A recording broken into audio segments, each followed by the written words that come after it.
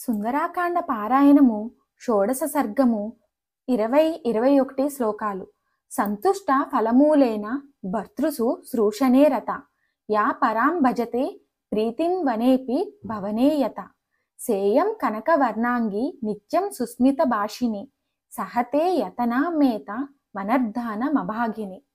తాత్పర్యం: అరణ్యమందలి పండ్లతోడను కందమూలములతోడను సంతుష్టి నొందుచు భర్తృ పరిచర్యనే ప్రధాన కర్తవ్యంగా ఎంచుకొని నట్టడివి యందు కూడా అంతఃపురమునందువలనే గొప్పదైన ఆనందమును అనుభవించుచు ఎల్లప్పుడూ చిరునవ్వు తోడనే మాటలాడుచు దుఃఖముల కర్హముగా నట్టి తను బంగారు మేనితో ఈ యాతనలను ఎట్లు ఓర్చుకున్నచున్నదో కదా. 22వ శ్లోకం. ఇమాంతు శీల సంపన్నాం ద్రష్టుమర్హతి రాఘవః రావణేన ప్రమదీతితం ప్రపామివ పిపాసితః. తాత్పర్యం: రావణాసురునిచే క్రూరంగా హింసింపబడుచు కూడా గొప్పదైన శీల సంపద కలిగియున్నట్టి ఈ మహనీయురాలిని శ్రీరాముడు దప్పికతో తప్పించుచున్నవాడు చల్లని పానీయశాలను కనుగొనినట్లు మహానందంతో చూడవలసి ఉన్నాడు. 23వ శ్లోకం. అస్యానూనం పునర్లాభ ద్రాగవః ప్రీతిమేష్యతి రాజా రాజ్య పరిభ్రష్టః పునః ప్రాప్యేవ మేధినీం. తాత్పర్యం: శ్రీరాముడు ఈమె తనకు తిరిగి లభించినందులకు రాజ్యమును కోల్పోయిన రాజు తిరిగి తన రాజ్యమును లభించినప్పుడు వలె ఎంతయో ఆనందమునొందును కదా. 24వ శ్లోకం. కామభోగైః పరిత్యక్త హీనా బంధుజనేన చ ధారయత్యాత్మనో దేహం తత్సమాగమ కాంక్షిని. తాత్పర్యం: తాను కోరుకున్న భోగములు తొలగిపోవగా కావలసిన వారు దూరమైపోవగా దుఃఖ సముద్రమునందున్న ఈమె భర్త యొక్క పునఃసమాగమము నాశించుచున్నదై తన శరీరము నెట్లో నిలుపుకొనుచున్నది. 25వ శ్లోకం. నైషా పశ్యతి రాక్షస్యో నేమాన్ పుష్ప ఫలద్రుమాన్ ఏకస్థ హృదయానూనం రామమే వాను పశ్యతి. తాత్పర్యం: ఇప్పుడీమె తన చుట్టూనున్న ఈ రాక్షస స్త్రీలను గాని ఈ పూల చెట్లను గాని ఫలవృక్షములను గాని ఏమీయును చూచుటలేదు. ఏకాగ్రమైన మనస్సు గలదై నిశ్చయముగా ఒక్క శ్రీరాముణ్ణే చూచుచున్నది. 26వ శ్లోకం. భర్తా నామ పరం నార్య భూషణం భూషణాదపి ఏషాతు రహితాతేన భూషణార్హన శోభతే. తాత్పర్యం: స్త్రీకి భర్తయే సమస్తాభరణముల కంటెను గొప్ప శోభను గూర్చి మేటి ఆభరణమై ఉండును. ఈనాడు ఈ సీత ఇచ్చట అట్టి భర్తకు దూరమై భూషణహీన అయినట్లుగా శోభారహితమై ఉన్నది. 27వ శ్లోకం. దుష్కరం కురుతే రామో హీనోయా ధనయా ప్రభుః ధారయత్యాత్మనో దేహం నా దుఃఖే నావసీదతి. తాత్పర్యం: ఇట్టి సీతాదేవిని పోగొట్టుకొని శ్రీరాముడు సామర్థ్యముతో తన శరీరమును నిలుపుకొనుచున్నాడు.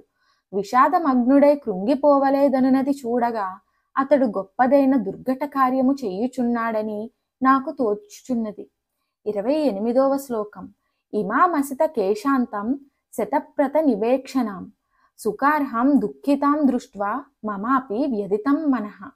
తాత్పర్యం: అతి మనోహరములైన కేశములను విశాలమైన సుందరములైన కన్నులను కలిగి సుఖమునకు మాత్రమే అర్హురాలనిపించుచున్న ఈమె శోకగ్రస్తురాలై ఉండుట చూడగా శాకామృగమునైనట్టి నా మనస్సు కూడా విషాదభరితమై ఉన్నది. పరమ కారుణికుడైన శ్రీరాముని హృదయము ఎట్లుండునో ఇక వేరుగా చెప్పవలయునా. 29వ శ్లోకం.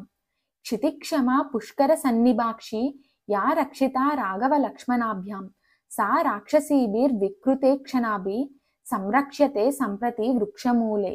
తాత్పర్యం: భూదేవితో సమానమైన ఓర్పు గలదియును పద్మపత్రములను బోలు సుందర నేత్రములు గలదియును మహావీరులైన రామలక్ష్మణులచే కంటికి రెప్పవలే కాపాడబడుచున్నట్టుదియుగు ఈమె నేడు మహాభయంకరమైన చూపులు గల రాక్షస స్త్రీలచే చుట్టుకొనబడి ఉన్నది కదా. 30వ శ్లోకం. హిమహత నళనీవ నష్టశోభ వ్యసన పరంపరయ నిపీడ్యమాన నహచరర హితేవ చక్రవాకి జనకసుత కృపానాం దశాం ప్రపన్న. తాత్పర్యం: మంచు దెబ్బచే శిథిలమైన తామర తీగ వలె తన సహజ సోమను కోల్పోయి ఎడతెగని దుఃఖములచే తీవ్రముగా పీడింపబడుచున్న ఈ సీతాదేవి తన ప్రియ విరహముచే రాత్రికాలమునందు పరితాపమునందునట్టి చక్రవాకంగన వలె మిక్కిలి దయానీయమైన స్థితి నొందియున్నది కదా. 31వ శ్లోకం. అస్యాహి పుష్పవనత్తాగ్రశాఖ శోకం దృఢం వై జనయం త్యశోకః హిమవ్యపాయేన చ మందరశ్మి రవ్యుతితో నైక సహస్ర రశ్మి. తాత్పర్యం. ఈ సీతాదేవికిప్పుడు పూల బరువుచే వంగిన కొమ్మలు కలిగినట్టి సుందరమైన అశోక వృక్షములను, శిశిర ఋతువు తొలగుటచే స్ఫుటమైన తన వేల కొలది కిరణములతో ఉదయించిన చంద్రుడును కూడా తీవ్రముగా దుఃఖమును కలిగించుచున్నారు కదా. 32వ శ్లోకం.